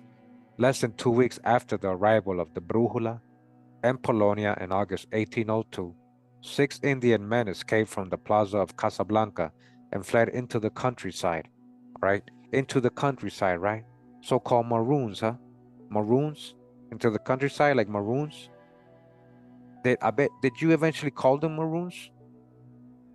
Hmm. Did they mix with other runaways and were called maroons? Their story, like those of others, highlights another means through which Apache men and women navigated Diaspora. Even upon arrival in Cuba, escape. Native men's escapes in cooperation with runaways, other types of slaves, occupied the attention of the highest levels of government in Havana and ultimately helped fuel demands by Governor Someruelos and others that no more Apaches be sent there. They weren't, they were rebellious. Because the moment they got there, they weren't trying to be slaves, in general. And they probably instigated others to run away with them, and that's what they were worried about. Runaways and the end of the Apache diaspora to Cuba. Though it is unclear precisely when or how 6 Indian men escaped from the port of Havana in August 1802, we know that they fled south approximately 10 leagues toward the mountains, district known as San Jose de las Lajas, likely in pursuit of food and horses. It was on a sugar plantation in this district that they were reported to have killed a black slave named Pascual. Pascual, huh? French? Pascal? This slave's death sparked a frantic manhunt to track the runaways, changing the lives of all involved. Well, no, I don't know why they would do that, but who knows? Maybe the other guy was about to snitch on them. But, this Pascual could also be a name they don't, I'm just saying French because of the name, but interesting to know where Pascual is from, right? That's a whole other thing, and that's what I'm saying. Let's start getting specific. I bet you it ain't African. So, after they had killed him, the slaves there sparked a frantic manhunt to track the runaways, changing the lives of all involved. The captain of the party sent in pursuit, and his men spent the next 3 years hunting Indians in the Cuban countryside. Hunting what? Hunting Indians in the Cuban countryside, not Africans. As for the surviving escapees, they would be tried for the murder of the slave imprisoned and shipped overseas again. Where are they sending them now? What if they send them to Africa or Lisbon, Portugal, South America, and now they're like, oh, we got some new slaves for you, some new Negroes coming from Cuba, but they were originally Apache, right? It was in mid-August 1802 that the native runaways first came to the attention of area residents. The overseer of a local ranch observed that he was missing an ox, and in searching for it, he had discovered 6 saddleless horses tied up on the mountainside. Assuming that bandits must be hiding nearby, he informed the district captain Jose Gavilan, who formed a party of men to investigate. Before nightfall, they had discovered 6 Indio mecos on top of a cliff. As they tried to capture them, the Indian men resisted, fiercely and barbarously. They were on higher ground and threw so many rocks that by nightfall Gavilan and his men had managed to capture only one of them. They sent him back to Havana the next day, continuing their hunt for the remaining 5 runaways. After this skirmish with the Indian runaways, Gavilan received an official commission from Governor Someruelos to pursue and apprehend them. If Gavilan lamented the harm that the runaways were causing to area farms, the stolen corn, and a half-eaten horse he described indicate more than anything the basic means through which the Indians survived on the lam. You guys hear that? So hungry they ate a horse. Like literally, they were so hungry they literally ate a horse. I can eat a horse. The discovery of the body of a slave in a corral on a nearby plantation lent new urgency to Gavilan's pursuit in late August. By following the tracks from Pascual's body all the way to the abandoned mountain camp of the Indians, Gavilan became convinced that they had committed this homicide. Days later, he finally located the runaways, and as he explained, though he tried the most humanitarian methods to attract them, They made the cruelest resistance that their barbarity, made possible. The fight continued off and on through the next day until Gavilan reported he had killed or captured all 6 of the runaways. He wrote proudly to the governor that the planters of the area could now relax and live in peace, free of the kinds of harm they had been experiencing since the Indians first set foot in these mountains. With a potential monetary reward in mind, he also reminded the governor that he had endangered his own life for the public good, without fear of sacrificing himself in order to stop in their tracks these enemies of humanity. While the 4 surviving runaways awaited trial for the murder of Pascual in Havana, Gavilan took up the commission to track the other natives' escapees. For more than 5 years, the governor had received reports about Indians in the countryside in the district of Filipinas, 60 leagues west of Havana. Though he had commissioned parties to track them, they had yet to be apprehended. On the basis of Gavilan's recent success near Havana, Someruelos was hopeful that he was the best man for the job, though Gavilan later claimed that he was interested only in the public good. He was likely influenced as well by the bounties on the heads of the alleged leaders of this gang of runaways, 2 Indian men named El Chico and El Grande, all right? El Chico and El Grande, all right? Someruelos, the city of Havana, and the royal consulate, which regulated slave commerce on the island, had joined together to offer rewards of 3,000 pesos for the apprehension of El Chico, El Grande, or El Grande alive, or 2,000 pesos dead. So you guys see, so if this was a common thing, if the African slaves were so rebellious, look how much trouble they're going through just to get these, what, 5 guys remaining, five, right? Look at all the trouble they're getting, all these agencies together. If they ever do that for suppose, this is what I'm saying. But this is how rebellious they were, and they were causing a lot of trouble over there. Less than a month after apprehending runaway Apaches near Havana, Gavilan, okay, so sorry, I skipped a sentence. This they would pay in addition to any cost that men who captured them accrued in their expedition. Less than a month after apprehending runaway Apaches near Havana, Gavilan and his party set off for the western tip of Cuba to begin this new expedition to locate an Indian-led runaway gang, or Palenque, as they were commonly known in Spanish America, huh? Indian runaway gangs, huh?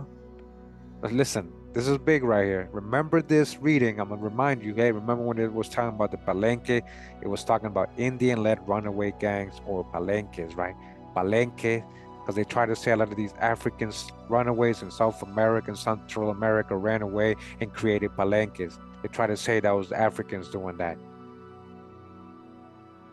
An Indian-led runaway gang, or Palenque, as they were commonly known in Spanish America. It involves Indians, Palenque. Locals around the town of Pinar del Rio may have shared stories with them about the Indios Mecos they believe had committed more than 20 homicides and dozens of robberies on area plantations in recent years. Oh yeah, they were getting their revenge. They may have told the tale of a party of men who had briefly captured 3 such Indians, for example. They had explained that they needed directions to the coast to find the way to disembark, and by conveying a desire for religious instruction, they had managed to get the men to provide them with food and water before they escaped again into the mountains. Residents may have also told Gavilan about Governor Someruelo's own failed scheme to capture the Indians by luring them onto abandoned farms with residents painted in blackface, pretending to be slaves, tending livestock. In blackface, huh? Painted in blackface, huh? Perhaps the local magistrate in Pinar del Rio mentioned his own theory for the strange absence of black runaways in recent years. The Indians had killed them all. Wow. Governor Someruelos, and that's the hijack, because that's what I'm saying. They're also so-called black. You want to see what the Apaches looked like in 1700s, man. We got images of them from the late 1800s. They were very, very so-called dark, swarthy, so-called black. So that's what I'm saying. Who are they calling black? Gosh, all the hijacks. Remember all the research we've done the last 8 years, all right? We got receipts for what I'm saying right now. So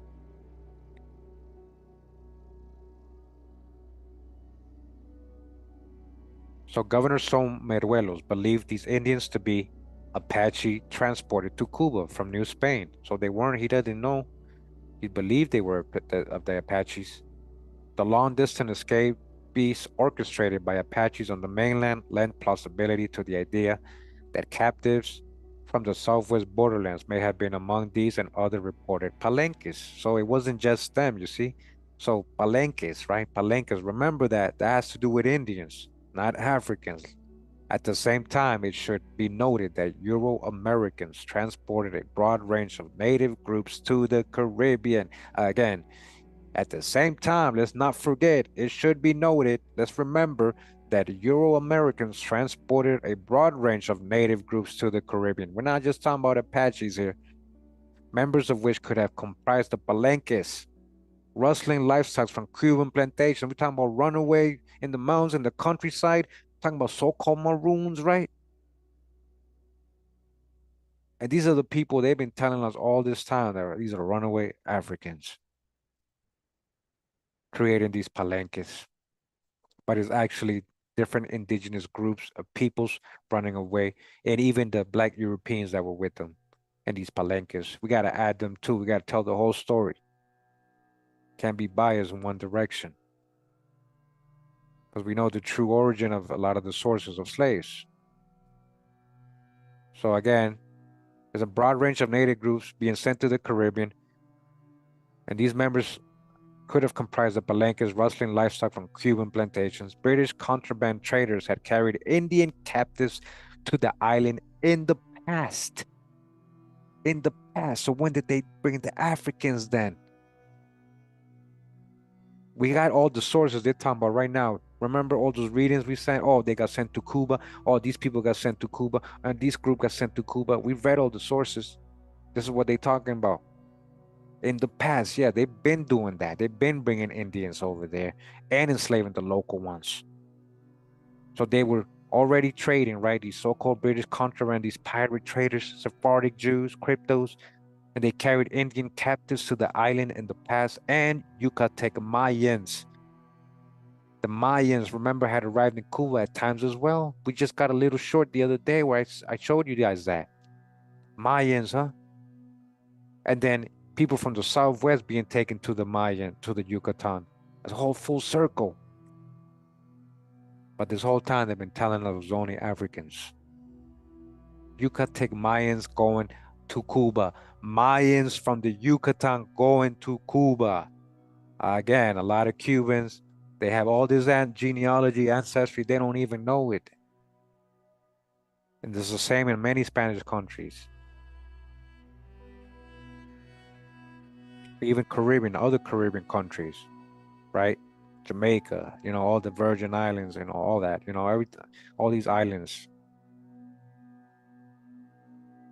Even more common was the presence of guachinangos. What is that? A term drawn from Nahuatl that people in Cuba used to describe Mexicans, huh? And parentheses, do they mean anybody coming from Mexico or the original people of Mexico? At times, contemporary descriptions of palenques that included wild Indians, in parentheses, and guachinangos seem to embody rumors and fears more than actual first-hand observation. The presence and escape of Apache Indians and other natives fueled fears of Indians in some contexts where no Indians may have actually been present. Attentions to Spanish efforts to track and apprehend such palenques nonetheless cast light on the broader presence and influence of Indians in Cuba beyond Havana during this period and their influence in shaping ideas about the transport of Apache captives to the island. Gavilan's immediate task in western Cuba in October and November 1802 was to deal with the mess his predecessors had left. From what he could gather, the motley crew of convicts and other men whom Someruelos had sent to apprehend the runaways had been worse than the runaways themselves, scaling the walls, breaking into homes, and setting fire to the fields. So they sent these mercenaries. Listen, a lot of these could be black Europeans too, these convicts. They sent these mercenaries after the Indians. They were worse. Having sent these men back to Havana, Gavilan and his own men set to work tracking El Chico and El Grande, right? El Chico sound like mobster bosses or something, right? El Chico and El Grande, the members of their palenque. For more than 40 days, they explored the mountains and coast along the western tip of the island without finding any sign of Indians. Finally, in January 1803, a group of Gavilan's men encountered the Palenque face to face. They later described how they had observed two Indians, El Chico and El Grande, along with five other men, two pardos, one Negro, and another two like Guachinangos, all right? Again, all tags. Gavilan's lieutenant Eugenio Malvar had ordered that the party's attacked dogs be let loose, and one of them grabbed El Grande and knocked him to the ground. This gave Malvar time to reach him and stabbed him to death with his machete. Whoa, they got El Grande, man. In the meantime, the other members of the Palenque had managed to wound Malvar and some of his men before escaping into the mountains. If Malvar and Gavilan lamented the escape of El Chico and his companions, they nonetheless had killed El Grande and made preparations to claim the 2,000 peso reward. They're about to get paid. As proof of their success, they shipped his head in a vat of brandy, wow, to Governor Someruelos in Havana, and presented sworn statements of witnesses that attested to their version of events as well as to the crimes allegedly committed by the Indians, allegedly, and their companions in recent days. On the same day of the encounter, for example, witnesses reported that the Indians had attacked a local farm, killed 7 dogs, stolen furniture and clothes from area homes, profaned the holy water of the local parish, and broken off the hand of a statue of the Virgin Mary. How could they do that, huh? How could they? Ultimately, we can only speculate about the aims of El Chico and El Grande and their companions. You guys see, they don't even know if they're the ones that did that. Perhaps like the group of Indian men who claimed to be seeking to disembark 2 years prior, they were looking for some route off the island. More likely, they sought an alternative to the servitude required of them within society in Cuba, creatively improvising a life on the lam through association with other runaways, including slaves of every other kind that may have echoed their past lives raiding ranches and rustling livestock on the mainland. So-called maroons, huh? This Palenque was not alone, either, as Gavilan and members of his party continued to track reports of Indian runaways in the coming years, conducting expeditions to apprehend various Afro-Indian Palenques. That's the hijack with this Afro. What's the Afro? These are so Indians and people of dark complexion, and these Apaches that are they're I don't know if that's the one they're calling Indian. They're dark complexion too. In 1803, in 1804, and 1805. I told you they try to add that Afro to the Palenque thing. I told you. These Palenques and the runaway Apaches who had sparked Gavilan's entry into the business of slave hunting in the first place fueled efforts by Governor Someruelos to end the transport of Apaches to Cuba altogether. Even as the trials of the 4 surviving men for the murder of Pascual unfolded, Someruelos levied evidence of such escapees and a runaway gangs to lobby the crown to stop the shipment of Apaches from New Spain to Cuba. He sent missives to the viceroy in Mexico City and the Spanish monarch demanding that no more of these Indio feroces, or ferocious Indians, as he called them, be sent to Cuba from Mexico, unless they were children. Unless they're children. In the meantime, officials in Havana produced dozens of pages of documents as they investigated the murder case, even employing an interpreter to collect testimony from the men involved. Unfortunately, to date, only references to such documents rather than the actual trial transcripts have been located. What is known, however, is that after Gavilan captured the 4 men, he sent them back to jail in Havana. In their cells, the men learned of their sentences 9 months later, in September 1803. While the court had originally sentenced them to a public execution, officials decided to commute this sentence for each of the surviving Indian men and replace it with a 10-year term of forced labor at an overseas presidio. Where are they sending them now, guys? Now, where are they sending them now? In startling turn of events, one of the men named Rafael was ordered by the court to complete his sentence at the castle of San Juan de Ulua in Veracruz. Back on the mainland, when officials in Cuba shipped him there, the governor of Veracruz had to remind officials in Havana that by royal decree, Apache Indians were never allowed to return to Mexico, given the risk that they might escape and make it back home. Rafael did not survive to serve his full sentence. Shipped multiple times, listen, between Veracruz and Havana. Mad times back and forth to shipping this guy, poor guy.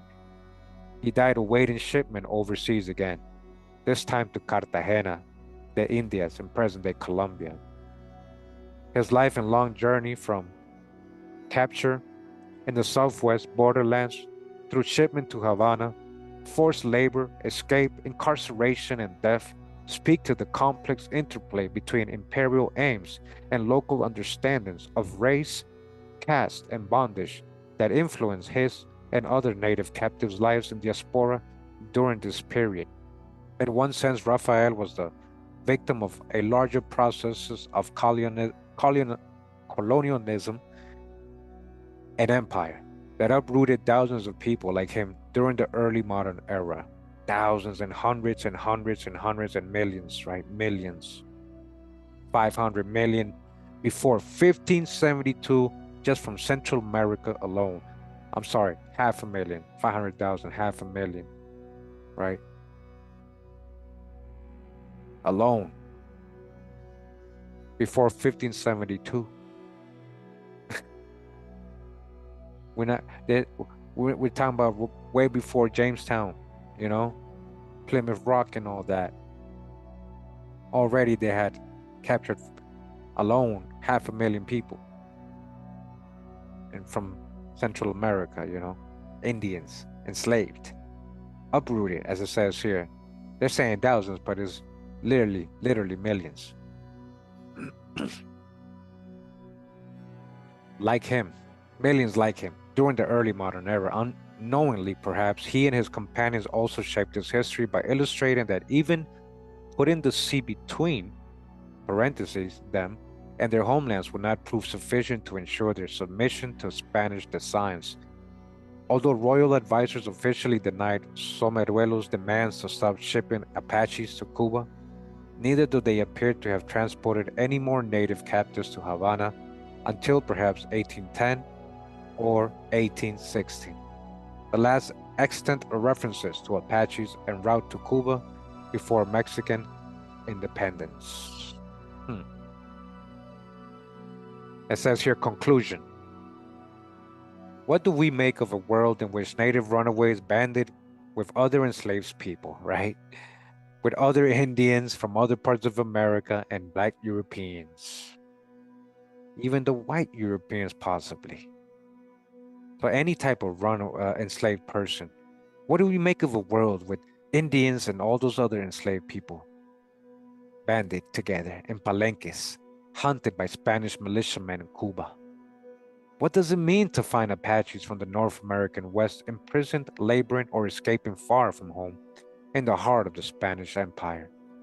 The story of an Apache diaspora charted here provides one illustrative example of how histories of slavery in North America and the Atlantic world included a diverse cast of characters. This is what I've been trying to say, a diverse cast of characters from far-flung places of origin, not just Africa or Africa at all.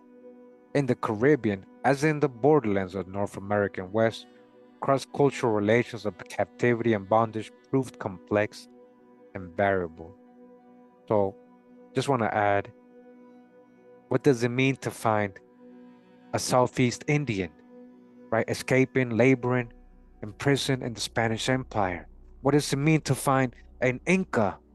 What does it mean to find an Orinoco Indian, or one from French Guiana or Suriname, or one from Hispaniola, or one from Florida, or one from New England, a Pequot, to find them here in Cuba, in the heart of the Spanish Empire? The diverse cast of characters here who they're calling maroons is what I'm trying to tell you guys. And it doesn't involve Africans in general. I know a lot of you have a hard time with that, okay? It's just facts. It's just real history. Hey, what's up, J9? Hey, J9, Cuba, you already know. Cuba. You might have a little of this ancestry, right? The fates of 86 Apache men and women in Diaspora in 1802 reveal how the protein nature of race and slavery in North America and its borderlands affected a specific group of people in a particular historical moment. The experiences of Apache men and women carried into unfamiliar social and cultural contexts by continental and transoceanic networks of empire and commerce illustrate how understandings of slavery, in parentheses, and who could be subjected to it shifted across space and time. It's not just Africans. Spanish visions of orphans to adopt, prisoners to confine, or slaves to exploit tell only part of the story. However, Apaches, like captives and slaves elsewhere, shaped history through their resistance, adaptation, and escape. In the process, they proved to be more than the pawns of imperial schemes, whether adapting creatively to a new life in diaspora or raiding sugar plantations and stalking fear in the hearts of Caribbean planters. Fear, the boogeyman, Indian man, boogeyman, yeah. All right, guys, that's the end of this chapter.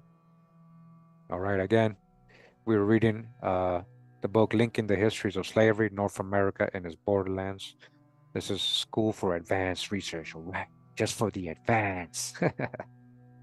Edited by Bonnie Martin and James F. Brooks. Shout out to them, yo. Shout out to, for sharing the story, and the contributors there: Eric Bowen, James Brooks, Catherine Cameron, Paul Conrad, Boyd Cothran, Sarah Deer, Melissa Farley, Mark Allen Goldberg, Enrique M. Lamadrid, Bonnie Martin, Kelvin Schimmerhorn, Andrew J. Torget, and Natalie Sapia. Hey, shout out to those people for allowing us to be able to share this with everybody, comment, educate the public, you know, critique, discuss it, fair use. You know what I'm saying? Yo, you already know. We're talking about the true old world, America, right? I'm just looking at the chat. Shout out to everybody that came through in the chat. I appreciate you guys being here live for the whole presentation. All right. If you just joined us, make sure to catch it from the beginning. Very interesting story here that gets left out of history, and another example of Indians being enslaved. Who's really running away? Who's really being taken to the Caribbean? Who's really in these palenques? All right. I hope the numbers are starting to add up. All these years, I hope the numbers are starting to add up. Okay. Yeah.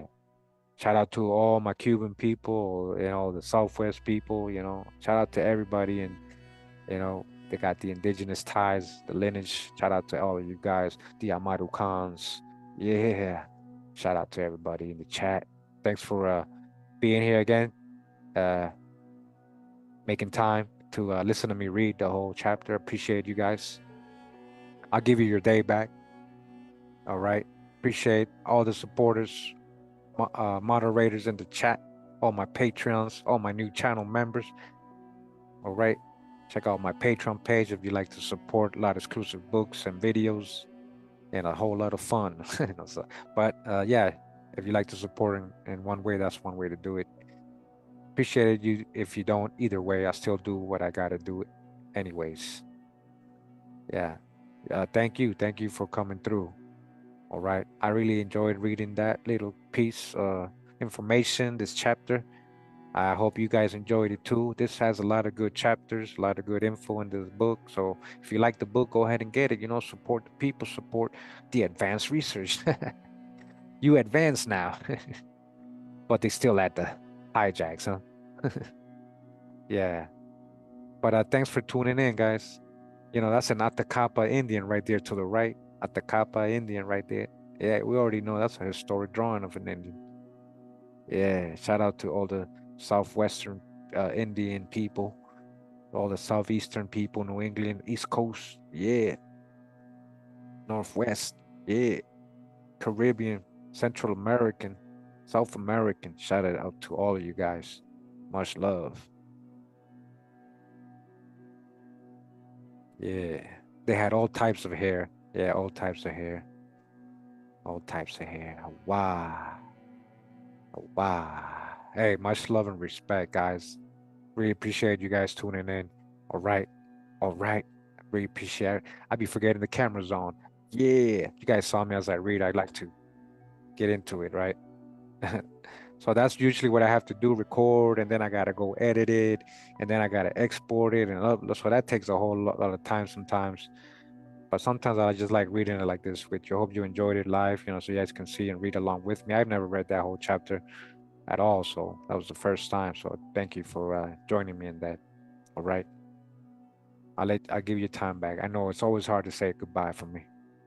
I hope you had a strong end and a strong beginning. You're having a strong beginning to strong these strong days. I don't want to call them weeks anymore. You're gonna be strong from now on. You gotta be strong from now on. Wow. Hey, hey, love y'all.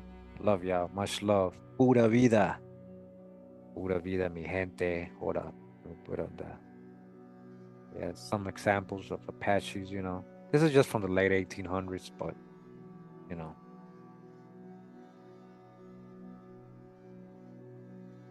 Again, thanks for tuning in, guys. We're gonna go out again with Conmeo. I think that's from Old Mc12, Ken Rico. I think that's you, bro, right? Either way, Conmeo. Hope you enjoyed the beat.